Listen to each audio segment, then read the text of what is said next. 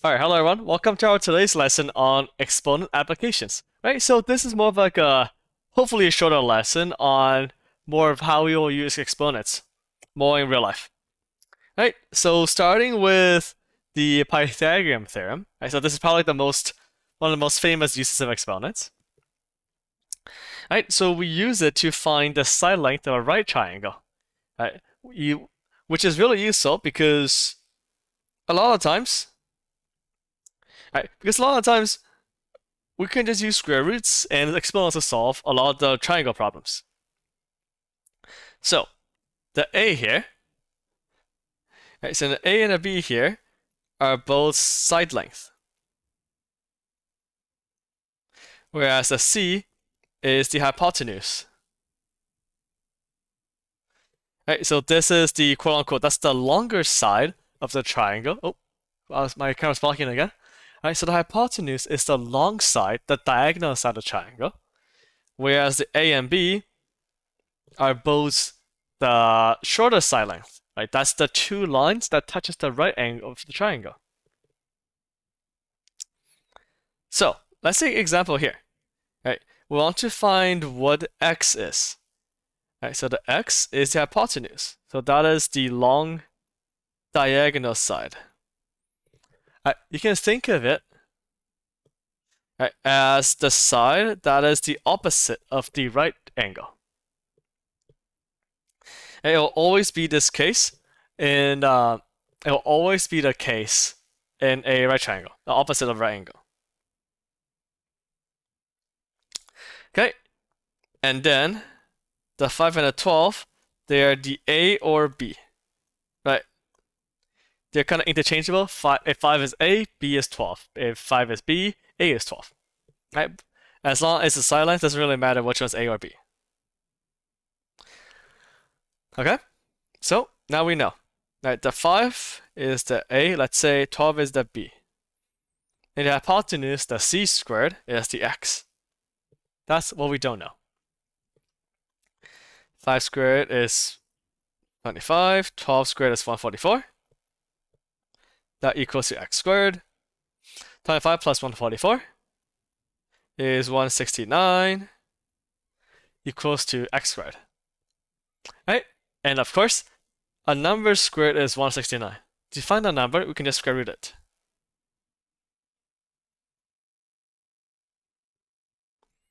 Which is just 13. Right? So that's from our first lesson in the unit of the perfect squares and square roots. Okay, next. In this case, right, 10 is the hypotenuse. That's the line that's completely opposite of the right angle. That's our C. And then those are the side lengths, A or B. Doesn't really matter if it's A or B, but let's just say X is A, 8 is B. Right, so now we have A squared, so X squared plus 8 squared equals to 10 squared. Right? So X squared is 64 equals to 100. We want X by itself. So we can subtract both sides by 64 first. Right, because it's a number plus 64 equals to 100.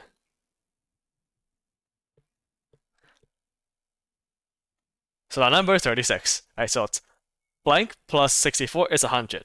And we can find that by subtracting both sides by 64. So x squared is 36. And now a number squared is 36. And that number, as you can imagine, is the square root of 36, which is 6.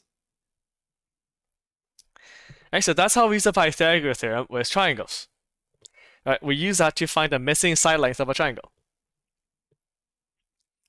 And now, why does that work? Right, so this is actually really interesting.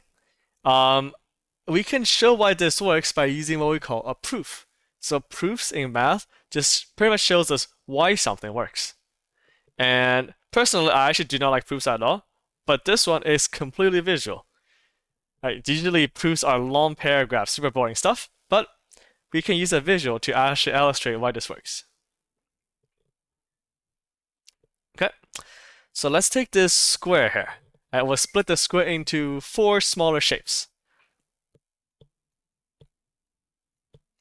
All right, let's find the area of each section. So section 1. All right, section 1 here, it's a perfect square. All right, we got a side length of a. All right, so just a times a, which is a squared. Section 2, right here, we split it into a times the b. That's our area. Right, again, I'm just finding the area of each of those sections here. Section 3, exact same. All right, the a times the b.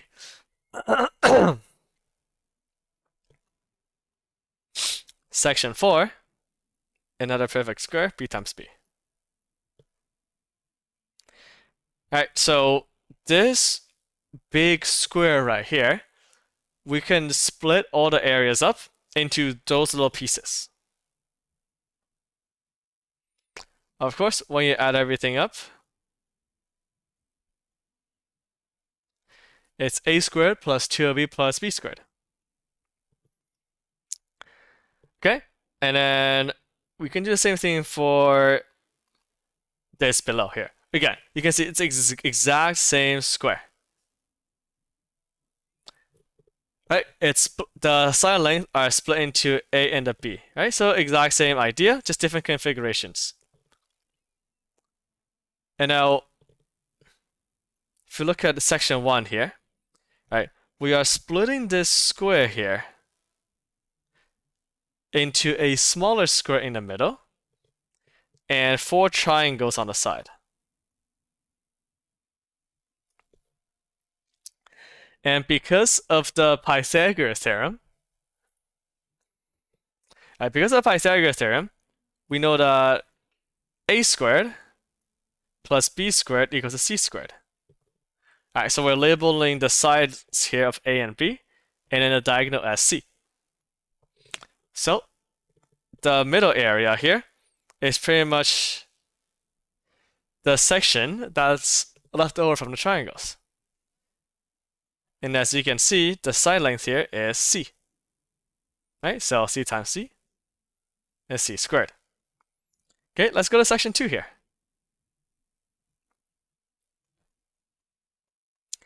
Right, section 2.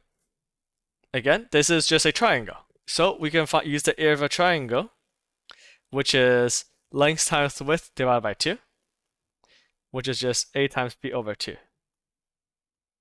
All right, remember, area of triangle, space times the height, divided by 2, or times 1 over 2. All right, so the base here is b, the height here is a, or other way around, doesn't matter, base is a, height is b. All right, those two times multiplied together, divided by 2. That's our area of 2, section 2. All right, and as you can probably see, all the triangles are the same area.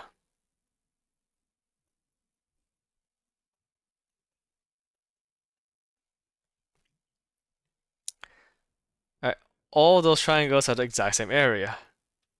And there's 4 of those, so we have 4 times AB times 2. Right, we can reduce ahead. They are both divisible by 2. We got 2 times AB, which is 2AB. So the area of this section down here is just c squared, right, c squared, plus a 2ab.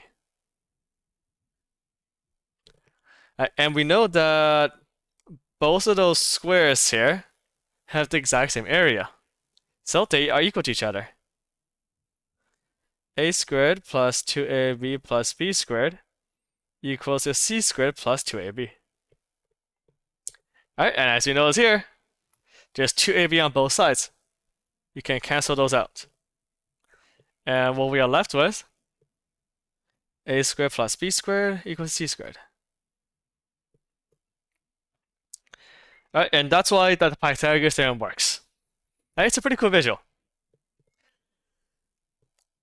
Okay, going back to a similar question we did last time. Alright, so now instead of Mr. C drinking some mysterious bubble tea, now he's got an epic bacteria colony. We started at 3,000 cells, and with a super quick theorem, it triples every hour. So now, if something triples, right, if something triples, that just means to multiply it by 3. I have like, I don't know, I have 4 Pokemon cards. I triple it, now I got 12 Pokemon cards. We multiply it by 3. Or multiply by 3. So now we want an equation that can describe how many cells we'll have at any point in time. So, similar to the example we had before, right, we started at 3,000, so the 3,000 does not change. And now we know that it triples each time. Right, and remember, every time it triples, 1 hour passes. So we can indicate that using an exponent. Right, after 1 hour, right, we triple it. After 2 hours, we triple it again. So it's tripling on the first hour. After 3 hours, we triple it again. Right, so that's how we can represent it as an exponent. So the number of hours is represented. So number of hours is represented by n.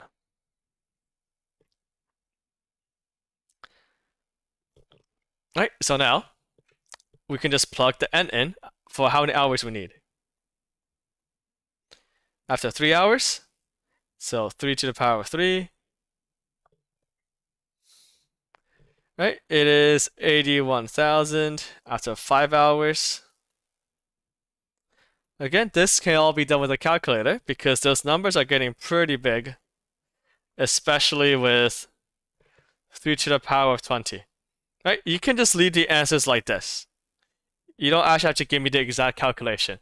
I'm pretty sure that some calculators can't even handle this number. It's a really big number. Okay. Next is Mr. C with his super cool investment, the Chen coin. So when he was 16, he invested $1,000. And his money doubles every 9 years. So how much would the investment be by the time he retires at 55?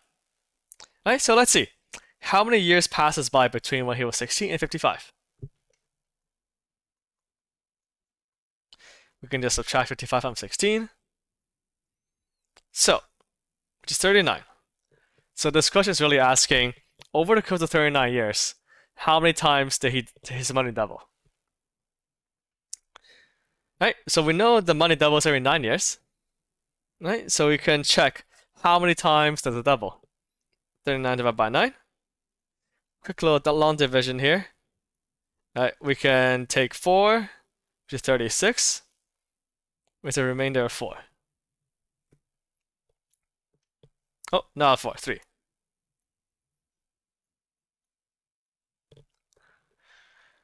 Right, so this means that even though we have 3 years remaining, the money only doubled 4 times.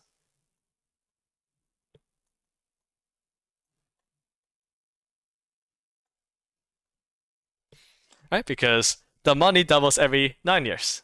And because 39 years passed, we can divide 39 by 9 to see how many times that's doubled, which is 4 times. And to find out what the equation looks like,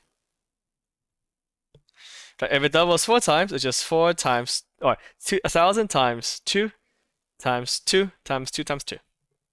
Right, because it doubled 4 times. So, 16K. Not bad. Right, and of course, this will be the equation to find out how many times it has doubled.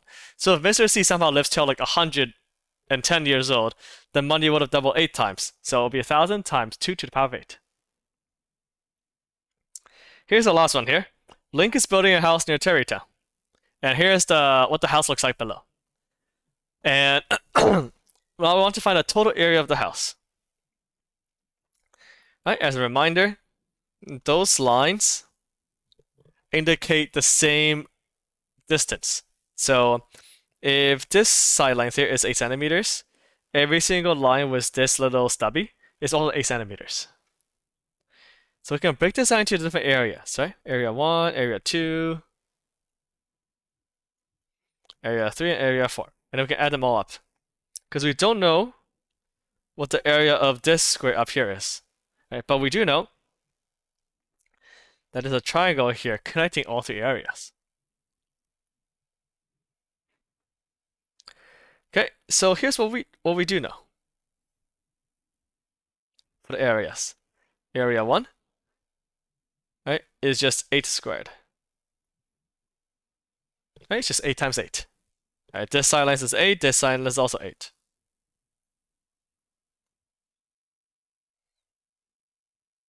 No, I just realized I probably should have not done centimeters. That's a very small house. That could be a little model house. Okay, next we got 15. All right, 15 squared is 225. And how about a triangle? We can actually find that too, right? Remember, the area of a triangle is, as we saw earlier, is base times height divided by 2. So here, the base right here is 15. And the height up here is 8. Right, so base times height divided by 2, or times 1 over 2, same thing, is 60. Okay? So now we want to know what the area of number 4 is. Alright, but to do that, we just need a measurement of one side length. And luckily, with the Pythagoras Theorem, we can find just that. Alright, because this triangle here, it has the edges of 8 and 15 here. And I want you to know what this edge is, which is C, hypotenuse. So we can use hypotenuse theorem, or Pythagoras theorem. 8 squared plus 15 squared equals to C squared. 64 plus 225 equals to C squared. So 289 equals to C squared. So C is the square root of 289, which is 17 centimeters. So area number 4, yeah, that's right. So now we know that this is 17 centimeters. So area number 4 is just 17 squared, 289. So the total area, we just add everything up. Area 2, area 3, area 4. The total area is 638 centimeters squared. Alright, and there we have it. That's probably around $1,000 rent per month in Vancouver. Alright, and yeah, that's how we use exponents to solve a bunch of different word problems. And yeah, you can encounter plenty of those chances to use exponents. It's very, very useful, just because, again, we can use exponents to substitute in equations, so we can find things like 3 to the power 20 instead of writing times 3 20 times. So yeah, with that being said, good luck practicing.